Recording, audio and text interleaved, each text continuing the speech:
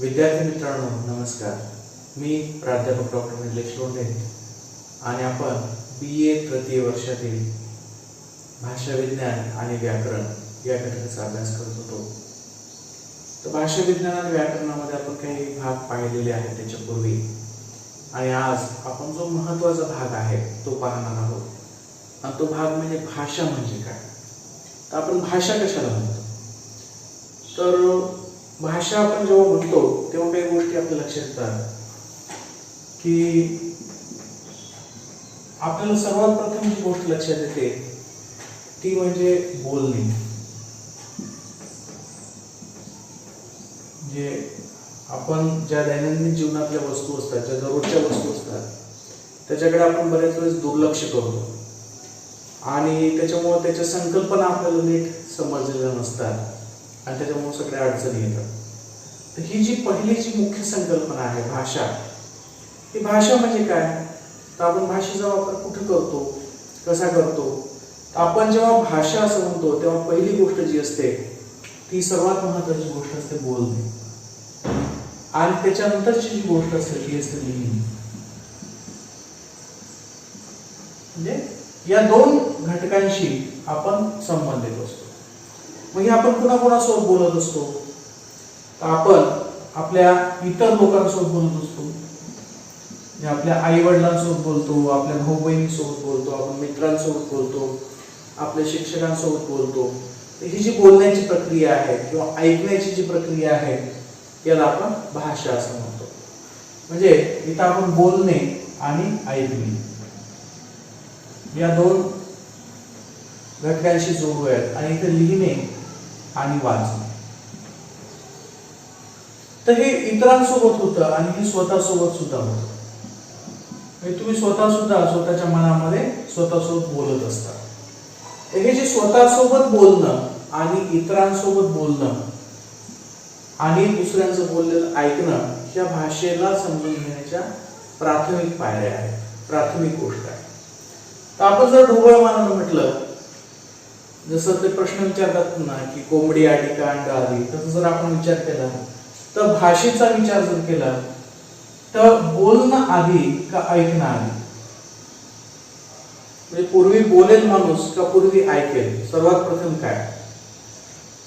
तर भाषा शिक्षणामध्ये ऐकणं महत्वाचं असतं, परंतु जेव्हा भाषेची व्याख्या केली जाते तेव्हा हे बोलणं प्राथमिक असतं. म्हणजे बोलणे म्हणजे भाषा. आता दुसरा प्रश्न आहे, लिहिणं अगोदर असतं का वाचणं अगोदर असतं, कोणती प्रक्रिया अगोदर असेल. तर साहजिकच शिकत असताना वाचावं लागेल सुरुवातीला, परंतु भाषेचा वापर करताना लिहिणं इथं अपेक्षित आहे. भाषा म्हणजे लिहिणे, अभिव्यक्त करणे. आता आपण या जर दोघांची तुलना केली, बोलणे आणि लिहिणे, यामध्ये सर्वात प्रथम कोणतं, तर आपल्या लक्षात येईल की सर्वात प्रथम हा घटक आहे. म्हणजे भाषेची जर आपल्याला व्याख्या करायची असेल, ढोबळ व्याख्या की भाषा म्हणजे काय, तर आपण ढोबळ मानून असं समजतो की भाषा म्हणजे काय असतं, तर बोलणे म्हणजे भाषा. आपण जे मुखावाटे बोलतो त्याला आपण भाषा असं म्हणतो. तर ही जी भाषा असते याच्यामध्ये कोणते घटक असतात जर आपण व्याख्या केली तर पहिली गोष्ट म्हणजे भाषेमध्ये उच्चार असतात. अगदी बरोबर. आता हे उच्चार कसे असतात, तर मौखिक असतात. मौखिक म्हणजे जे उच्चार तोंडावाटे केले जातात त्याला आपण भाषा म्हणतो. आपण समजा टाळी वाजवली किंवा चुटकी वाजवली तर ती भाषा होऊ शकत नाही का, तो संदेश होऊ शकत नाही का. तर होऊ शकतो, तो सुद्धा संदेश होऊ शकतो, परंतु त्याला भाषा असं रूप देता येत नाही. तो उच्चार असतात, आवाज केला जातो, परंतु तो कशाच्या सहाय्याने केला जातो, तर मुखेंद्रियाच्या, आपल्या तोंडातून जो आवाज काढला जातो त्याच्यापासून ज्याला बोलणं असं म्हटलं जातं ते असतं, त्याच्यामध्ये काय असतं, भाषा असते. त्याच्यापासून भाषा तयार होते. तर असे हे जे जो पहिला घटक आहे भाषेचा तो आहे उच्चार, तेही कोणते, मौखिक स्वरूपाचे. आता हे जे उच्चार असतात या उच्चारांना अर्थ असतो, किंवा हे उच्चार कशामध्ये विभागलेले असतात, तर शब्दांमध्ये विभागलेले असतात. त्यांचं वाक्य बनवलेलं असतं, म्हणजेच त्याच्यामध्ये एक रचना असते. ही रचना कशा पद्धतीची असते, तर शब्द आणि याच्यापासून वाक्य तयार होतं, आणि वाक्य अधिक वाक्य तयार होत होत आपलं बोलणं तयार होते. म्हणजे शब्दापुढे एक शब्द ठेवलेले असतात, मग याच्यामध्येही वेगवेगळे प्रकार बनतात. कर्ता, कर्म, क्रियापद हे जे प्रकार आहेत, किंवा इकडे नाम, सर्वनाम आहे ना, हे सुद्धा घटक या शब्दापासून तयार होतात. तर अशा पद्धतीने ह्या शब्दांची जी रचना असते याला भाषेमध्ये महत्त्वाचा भाग असतो. म्हणजे आपल्याला प्रथमदर्शनी दिसतं भाषा, भाषेमध्ये दिसतं आपल्याला बोलणं, बोलण्यामधून नंतर लक्षात येतं की ते मौखिक उच्चार असतात, नंतर लक्षात येते की त्यांच्यामध्ये शब्द असतात, त्यांची रचना असते. शब्दांची रचना विशिष्ट पद्धतीची आपण मागच्या तासामध्ये प्रयोग पाहिला होता. आता याच्यानंतरचा तिसरा घटक असतो तो असतो कोणता, तर अर्थ. कोणता भाग आहे त्याला, तर याच्यामध्ये अर्थपूर्णता असते. आता ही अर्थपूर्णता कशी असते, या अर्थपूर्णतेचा संदर्भ कसा घ्यायचा आपण, आणि हा अर्थ कसा असतो भाषेतला, तर हा एक संकेत असतो, संकेत असतो. हा कसा असतो, संकेत असतो. समजा एखादं झाडाचं नाव आहे, एखादं समजा आंब्याचं झाड आहे आपल्याकडे, तर इंग्रजीमध्ये त्याला मँगो म्हटलं जातं, हिंदीमध्ये आम म्हटलं जातं. तर हा जो संकेत आहे हा कोणी तयार केला, तर साहजिकच हा समाजानं निर्माण केलेला आहे. त्यांच्यामध्ये परस्परांशी काही संबंध असतो का. समजा एखाद्या मुलाचं नाव आहे, समजा माझं नाव निलेश आहे, निलेश लोंढे. तुम्ही मला लोंढे सर, माझ्या घरचे जे आहेत जवळचे मला ते म्हणते निलेश. आलं लक्षात. जेव्हा मी शाळेमध्ये होतो हजेरी क्रमांक, तेव्हा माझा पहिला नंबर होता, हजेरी क्रमांक 1 म्हटलं की मी उभा राहायचो. आलं लक्षात. आणखी जर मी दुसरीकडे गेलो एखाद्या गटामध्ये, त्याने म्हटलं की चला प्राध्यापक उभे राहा, तर माझं पद नाव काय असेल त्यावेळेला प्राध्यापक हे नाव असेल. म्हणजे एकाच माणसासाठी वेगवेगळ्या ठिकाणी वेगवेगळे शब्द वापरले जातात. तुमचं प्रत्येकाचं जे लहानपणाचं नाव असेल ते वेगळं असेल, मोठेपणी जे घरी वापरतात ते वेगळं असू शकतं, आणि कॉलेजमध्ये जे तुमचं नाव आहे लिहिलेलं ते सुद्धा वेगळं असू शकतं. याचा अर्थ तुम्ही वेगळे आहात का, तर अजिबात नाही. तर काय असतो, हा जो संकेत असतो हा यादृच्छिक असतो. यादृच्छिक म्हणजे ऐच्छिक. तर एखाद्या शब्दाला पहा, हा जो शब्द असतो या शब्दाला कोणता अर्थ असतो, अर्थपूर्णता असते, परंतु तो कोणता संकेत असतो, तर यादृच्छिक स्वरूपाचा संकेत असतो, ऐच्छिक स्वरूपाचा असतो. समाजाने मान्यता दिली की तो नाव, ते शब्द, त्या शब्दाचा अर्थ तो बनतो. आता याच्यामध्ये तिसरा जो घटक आहे याच्यानंतरचा, तर ही जी संकेत प्रणाली आहे किंवा ही जी शब्द रचना आहे ही कुणी तयार केलेली आहे, कुणी सांभाळलेली आहे, तर ही समाजाने सांभाळलेली आहे. तर इथं हा काय आहे, तो समाज. म्हणजे इथं भाषा ही एक सामाजिक संस्था बनते. सामाजिक संस्था म्हणजे जी संस्था समाजानं सांभाळलेली असते, जी संस्था समाजाच्या वतीनं काम करत असते, अशा संस्थेला सामाजिक संस्था असं म्हणतात. तुमचं कुटुंब जी आहे ती सामाजिक संस्था आहे. कुटुंब बरं का, एखादी शिक्षण संस्था किंवा एखादं ज्याला राजकीय पक्ष म्हणतो त्याला आपण सामाजिक संस्था असं म्हणत नाही. तर तुमचं कुटुंब हे काय असतं, कोणी म्हणतं का की तुम्ही कुटुंबात राहा किंवा कुटुंबाच्या बाहेर जा, अजिबात नाही. ते आपोआपच तुमचं कुटुंब होऊन जातं, कारण की समाजाची रचना असते. तुमची जात असेल, तुमचा धर्म असेल, तुमचा आणखीन एखादा आस्थेचा एखादा विषय असेल, विवाह संस्था असेल, तर ह्या सगळ्या कशा असतात, सामाजिक संस्था असतात. तर या सामाजिक संस्थेमध्येच गिनती होते या कशाची, या भाषेची.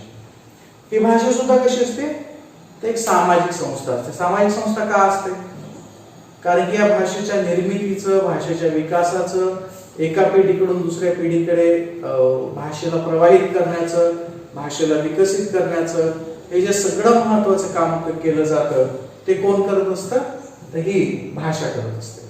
आणि म्हणून या भाषेला सामाजिक संस्था असं म्हटलं जातं. तर अशा पद्धतीने आपण भाषेचे जे काही घटक आहेत, भाषेला विश्लेषित करण्याच्या ज्या पायऱ्या आहेत, त्याच्यामध्ये आपण शेवटी कुठपर्यंत आलेलो आहे, सामाजिक संस्थेपर्यंत आलेलो आहोत. तर आता पहिलं आपण काय पाहिलं होतं की भाषा ही बोलण्याशी संबंधित असते. बोलणे हे उच्चार किंवा मौखिक उच्चारणाशी संबंधित असते. त्यांच्यामध्ये शब्दाची रचना असते. हे शब्द जे असतात हे अर्थपूर्ण असतात, परंतु त्यांची अर्थता ही यादृच्छिक स्वरूपाची असते आणि अशा पद्धतीने भाषा ही एक सामाजिक संस्था असते. तर हे जे भाषेचं स्वरूप आहे हे भाषेचं खरं स्वरूप आहे. आपण जर म्हटलं भाषा म्हणजे काय, तर आपण काय सांगू? भाषा म्हणजे स्वर, भाषा म्हणजे व्यंजन, भाषा म्हणजे शब्द, भाषा म्हणजे वाक्य, असं आपण काहीतरी सांगू. परंतु भाषाशास्त्रीय दृष्ट्या जर आपण विचार केला तर भाषेची जी व्याख्या आहे ती अशी आहे की भाषा म्हणजे मौखिक उच्चारांच्या साहाय्याने, लक्षात ठेवा, भाषा म्हणजे मौखिक उच्चारांच्या साहाय्याने जी अर्थपूर्ण यादृच्छिक संकेत रचना केली जाते. थोडेसे शब्द मागे पुढे होऊ शकतात.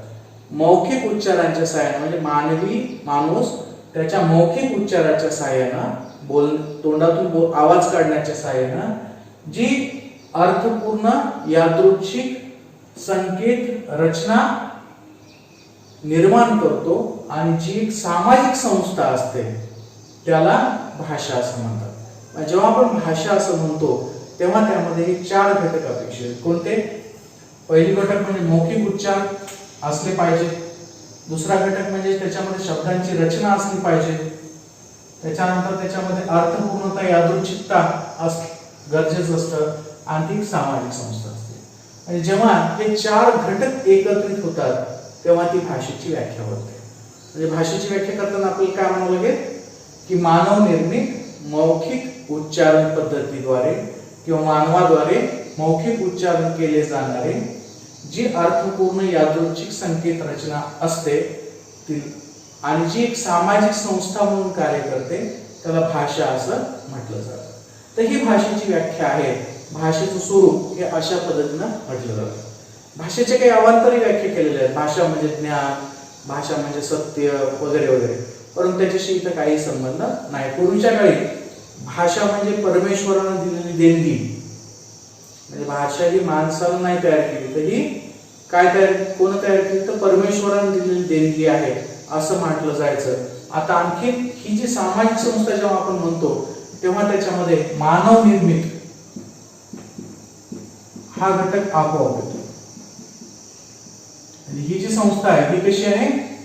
मानव निर्मित आहे, म्हणूनच ती सामाजिक संस्था आहे. या जगातली कोणतीही भाषा, कोणतीच भाषा ही परमेश्वरानं वगैरे निर्माण केलेली नाही, हे भाषा विज्ञान सांगतं. आलं लक्षात? सगळ्या भाषा जगातल्या या माणसानंच तयार केलेल्या आहेत. जर परमेश्वरानं आपल्याला गिफ्ट दिली असती भाषा तर आपल्या सगळ्या जगातल्या लोकांची भाषा एकच असते. जशी कुत्र्यांची भाषा एकच असते, मांजरांची भाषा एकच असते. जे प्राणी आहेत तो कुठलाही प्राणी असो त्यांची भाषा ही जवळपास सारखी असते. म्हणजे अमेरिकेमधला एखादी कुत्रा आहे त्या जातीचा आणि भारतामधला त्या जातीचा जर कुत्रा आणला तर दोघांची भाषा आपोआप एकच असते आणि जन्मापासून ते मरेपर्यंत सारखीच राहते. परंतु माणसाच्या बाबतीत ते नाही. माणसानं स्वतःचं डोकं वापरलं आणि इतर प्राणी पशु पक्ष्यापेक्षा माणसाचं हे वेगळेपण आहे की माणसाकडे ह्या सामाजिक संस्था आहेत आणि याच्यामध्ये भाषा आहे.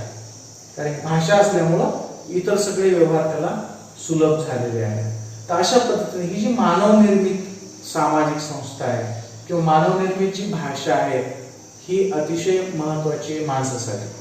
आता आपण जर थोडासा विचार केला की ही भाषा कुठं कुठं कामाला येते, जर आपण या भाषेचं कार्य समजून घेण्याचा प्रयत्न केला तर आपल्याला काय लक्षात येतं? तर भाषेचं काय कार्य आहे? सगळ्यात महत्वाचं कार्य काय आहे? आपण एक 4-5 कार्यांचा इथं उजळता उल्लेख करूया. सगळ्यात महत्वाचं कार्य काय भाषेचं? तर भाषा ही जेव्हा सामाजिक संस्था म्हणून काम करते तेव्हा ती संस्कृतीचं वहन आणि संवर्धन आणि संरक्षण करण्याचं काम करते. आता संस्कृती म्हणजे काय?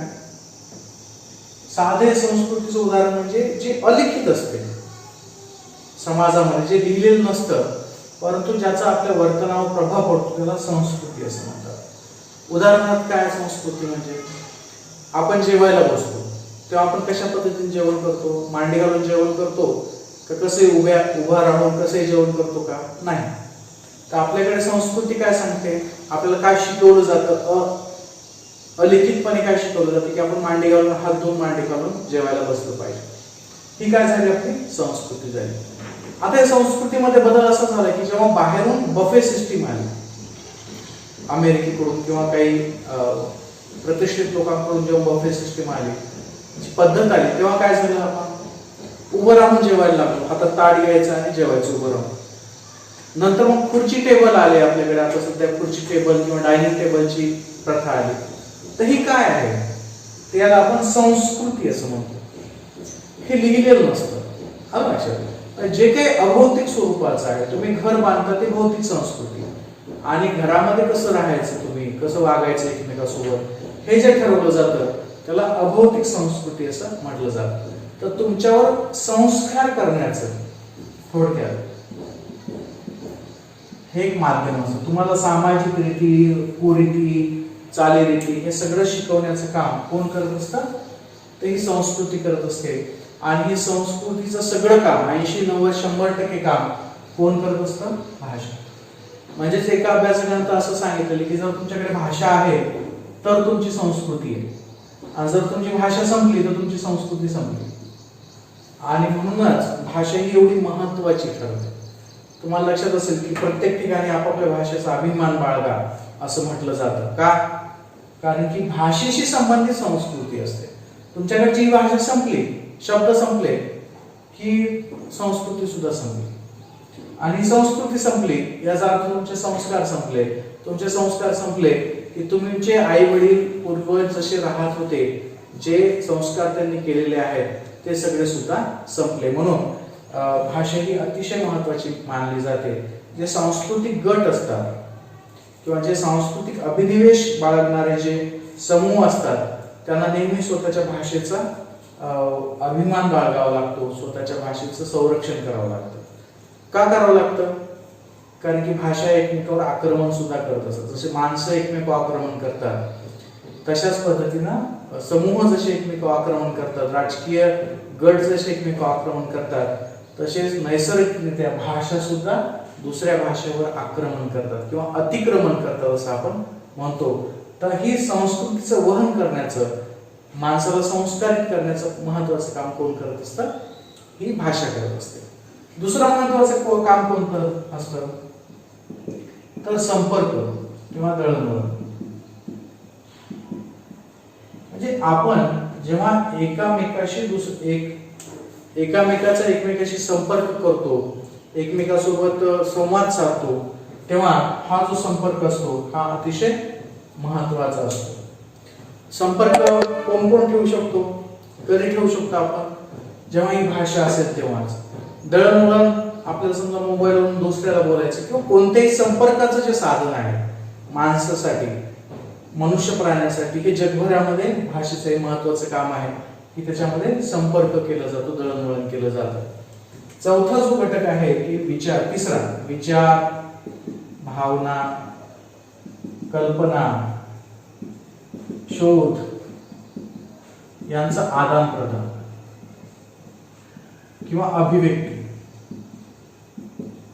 हे अतिशय महत्वाचं असं एक भाषेचं कार्य आहे जे की जगभरामध्ये वैयक्तिक स्तरावर केलं जातं. समजा माझ्या डोक्यामध्ये एखादी विचार आहे किंवा माझ्या मनामध्ये एखादी भावना निर्माण झाली, मला राग आला किंवा मला एखाद्याचा द्वेष मनामध्ये निर्माण झालेला आहे किंवा मला भीती वाटायला लागलेली आहे, तर मी माझ्या आईला किंवा माझ्या वडिलांना किंवा माझ्या भावाला किंवा माझ्या सोबत जे आहे त्याला मी काय करेल, ती भावना दुसऱ्याला समजावू शकेल. मला विचार आला एखादा तर मी तो दुसऱ्याला सांगेल. कल्पना आली एखादी किंवा एखादा अनुभव आला असेल मला, तो काय करेल, मी एखाद्याला अभिव्यक्त करेल, सांगेल, आणि तो ते भाषेच्या माध्यमातून ऐकेल. आणि ही एक ताकद आहे भाषेची की ज्याच्यामुळे की ही संस्कृती निर्माण होते. म्हणजे माणसाने त्याचे विचार सांगितले की ते दुसऱ्यापर्यंत पोहोचले, मग त्यानं जर ते स्वीकारले तर त्याच्यातून काय होते, संस्कृती निर्माण होते. तर अशा पद्धतीने भाषेचं हे महत्वाचे काम आहे. आणखी एक महत्वाचं काम आहे, कार्य ज्याला आपण म्हणू, असं एक महत्वाचं कार्य आहे, ते म्हणजे अमूर्त पातळीवर विचार करणे.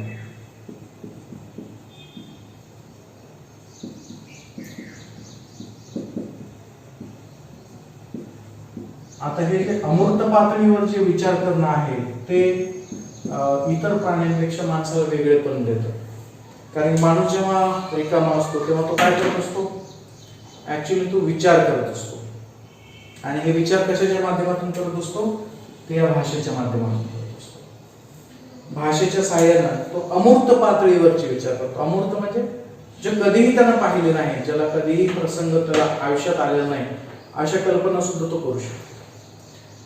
म्हणजे तो इथं बसल्या बसल्या अमेरिकेत जाऊन फिरून येऊ शकतो. तो जाईल का नाही माहित नाही, पण त्याच्या डोक्यामध्ये जी अमेरिका आहे, जी त्याला अपेक्षित आहे, तो ते करून येऊ शकतो. त्याला जर आणखीन दुसरीकडे स्वर्गात सुद्धा जाऊन येऊ शकतो तो जिवंतपणे बसल्या बसल्या. तर लहान मुलं जेव्हा पर्यांच्या गोष्टी ऐकतात किंवा पाहतात तेव्हा त्यांना खरोखर परी दिसते, भूत दिसतो, राक्षस दिसतो. तर हा जो सगळा प्रकार आहे हा अमूर्त पातळीवर विचार करण्याचा. आणि याचा सगळ्यात जास्त फायदा कुठं होतो की आपण अमूर्त पातळीवर एखादं काम न करताही त्याचं गणित करू शकतो. म्हणजे एखादं धरण बांधायचं खूप मोठं किंवा घर बांधायचं 2 मजली 1 मजली, तर त्याच्यासाठी आपल्याला प्रत्यक्ष घर बांधून पाहायची गरज नाही. आपण काय करू शकतो, या अमूर्त पातळीवर आराखडे बनवू शकतो की आपण असं 10 सेंटीमीटर घेऊयात, 10 सेंटीमीटर म्हणजे 10 मीटर, नंतर त्याला आपण असं रूप देऊ, नंतर असं रूप देऊ, नंतर असं करू, मग इथे किचन वाटा काढू, त्याला असं करू, त्याला. हे जे काही कल्पना आहेत या अमूर्त पातळीवरच्या आहेत. म्हणजे आपण त्या प्रत्यक्ष धरण बांधलं का ते, किंवा आपण प्रत्यक्षात ते घर बांधलेलं आहे का, ते काहीच केलं नाही. आपण एका ठिकाणी बसलो, कागद घेतलेला आहे आणि कागदावर रेषेच्या माध्यमातून किंवा शब्दाच्या माध्यमातून अमूर्त पातळीवर विचार काय करतो, आपण व्यक्त करतो आहोत. अशा पद्धतीनं हे जे प्रमुख काम आहे, ज्याला तात्विक दृष्ट्या कार्य म्हणू शकतो भाषेचं, अशा पद्धतीचं हे कार्य आहे. पहिले आहे संस्कृती किंवा संस्कार करण्याचं, त्याला जपून ठेवण्याचं. दुसरं आहे दळणवळण, संपर्क. एक माणूस दुसऱ्या माणसासोबत फक्त भाषेच्या साहाय्यानेच एकमेकाशी संपर्क साधू शकतो. तिसरा आहे विचार, भावना, कल्पना, शोध यांचं जे आदान प्रदान आहे किंवा याची जी अभिव्यक्ती करणं आहे ती. आणि चौथा आहे सगळ्यात महत्वाचं म्हणजे अमूर्त पातळीवर विचार करायचा, की आपण प्रत्यक्षात ती कृती न करता सुद्धा त्या कृतीविषयी विचार करू शकतो. याच्याशिवाय किती कामं आहेत, भाषेच्या सहाय्याने कोणते कामं केले जातात. जर आपण ढोबळ पद्धतीने पाहिलं तर किती कामं केले जातात. तर माणसाचे सगळे कामं हे भाषेच्या माध्यमातून केले जातात. पहिली घटक पाहू, साहित्य निर्मिती. ही जी साहित्य निर्मिती आहे ही कशाच्या सहाय्याने केली जाते.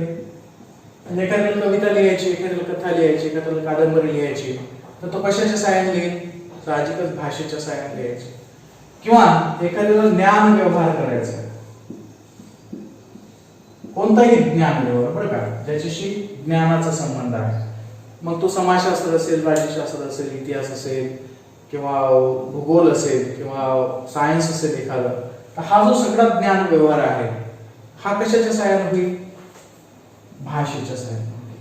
म्हणजे एखाद्याला जर चंद्रावर काय आहे, म्हणजे मंगळावर कशी परिस्थिती आहे, हे जर तिथल्या रोबोटला जर आपल्याला पाठवायचं असेल, सांगायचं असेल, तर तो कशाच्या सहाय्याने पाठवेल, चित्र पाठवेल.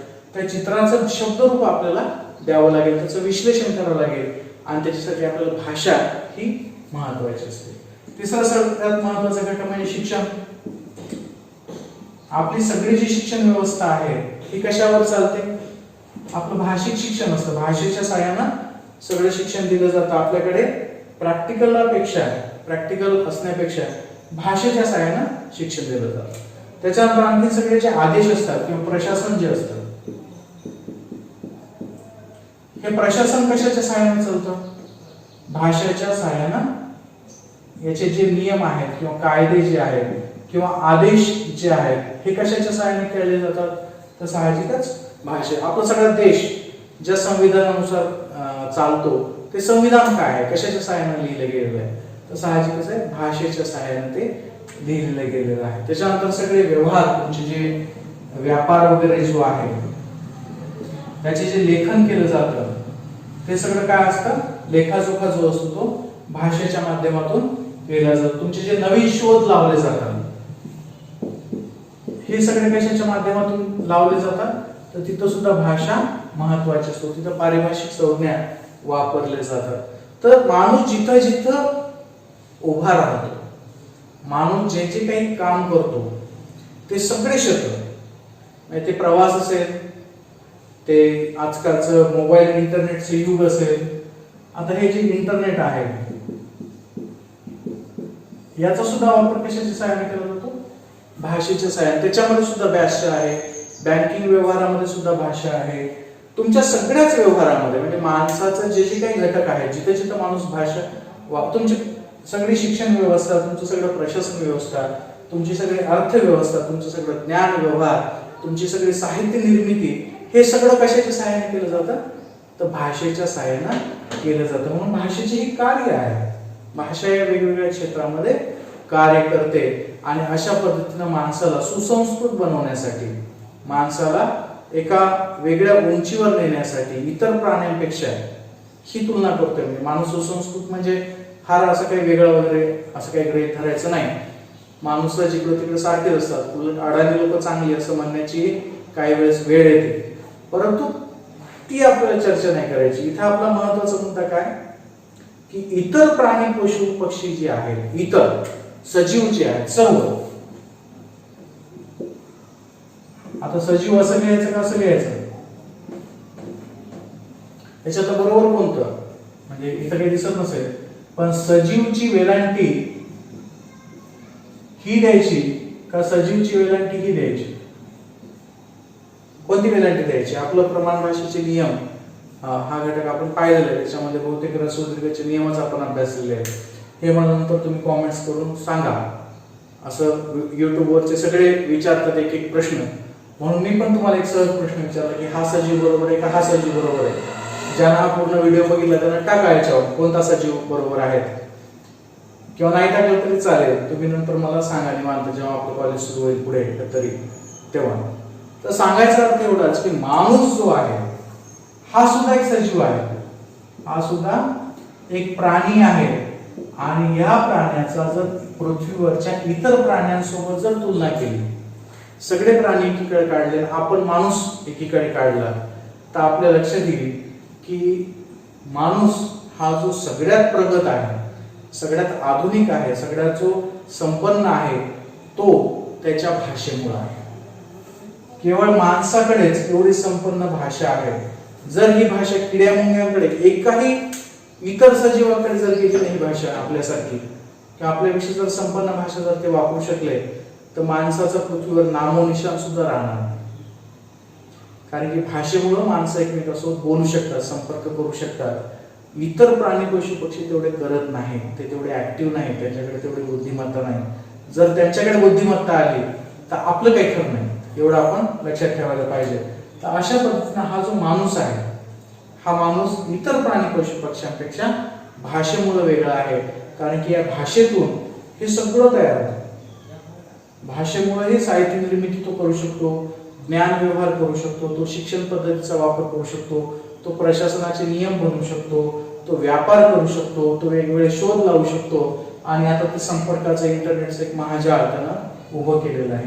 तर अशी ही जी भाषेची कार्य आहे, याची जर प्रमुख घेतलं तर एकमेकाशी संपर्क करणं हे भाषेचं प्रमुख कार्य आहे. स्वतः अमूर्त पातळीवर विचार करणं हे भाषेचं कार्य आहे. सामाजिक संस्था म्हणून काम करणं हे एक भाषेचं महत्वाचं कार्य आहे. आणि अशा पद्धतीने भाषेची कार्य आणि भाषेची ही ओळख आपण इथं समजून घेतलेली आहे. मला वाटतं की प्राथमिक स्वरूपात तुम्हाला भाषेचं कार्य आणि भाषा म्हणजे काय ही गोष्ट आपल्याला लक्षात आली असेल. या संबंधीच्या सविस्तर नोट्स मी तुम्हाला व्हॉट्सअप ग्रुपवर पाठवलेल्या आहेत. ज्यांना मिळालं नाही त्यांना मी परत पाठवेल, तर तुम्ही त्या वाचा. त्याच्यातलाच महत्वाचा भाग जो आहे सारांश स्वरूपात मी आजच्या या तासामध्ये घेतला. तर इथं आपण थांबूयात. पुढच्या तासामध्ये पुढचं प्रकरण आपण पाहूयात. धन्यवाद.